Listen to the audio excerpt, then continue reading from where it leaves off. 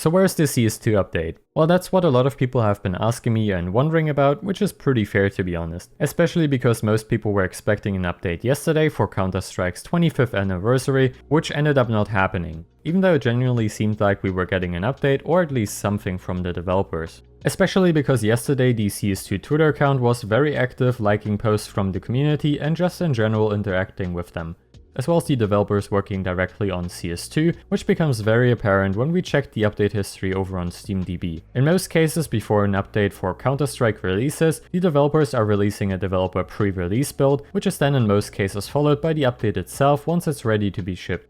If I'm not mistaken, those builds are used to test the new update, as well as allowing the developers to figure out any game-breaking bugs before the version is released to the public. These versions also do serve most likely another purpose, as it allows the developers to capture any footage they need, as an example like comparison videos or screenshots for the blog posts about the update. Yesterday we did not only receive one of those DPR builds, but 3 in total, which is pretty insane to be honest. And this possibly could mean a few things. I do not want to end up speculating too much here, but maybe the devs noticed last minute a game-breaking bug, which then caused the update to be delayed. In my opinion, this would certainly explain the multiple DPR builds, alongside with no update being released after all. But of course, feel free to share your opinions and your speculations about this in the comments down below.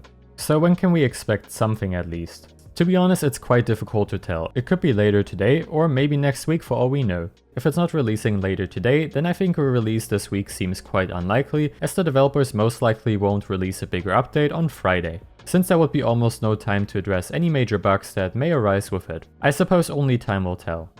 One last thing I at least wanted to mention in this video is something that confused me. On the RLMS page there are 4 more travel destinations linked, which are another 4 community maps, which we talked about in the previous video. Out of the 4 maps, only 3 of them have a workshop page directly linked to them. Great Britain is the only one that is missing its workshop page, which is certainly quite interesting.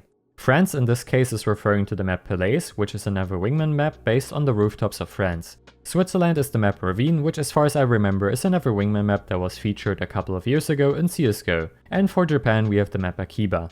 I'm not exactly sure what the purpose of these maps is, but since they are also featured on the same website, I at least wanted to mention them, as well as showcasing the maps themselves. Honestly, these may just be there for no particular reason at all, but feel free to share your speculations about these of course. Anyways, that's already going to conclude today's video, thanks for watching, and I will see you hopefully later today or tomorrow with an update video.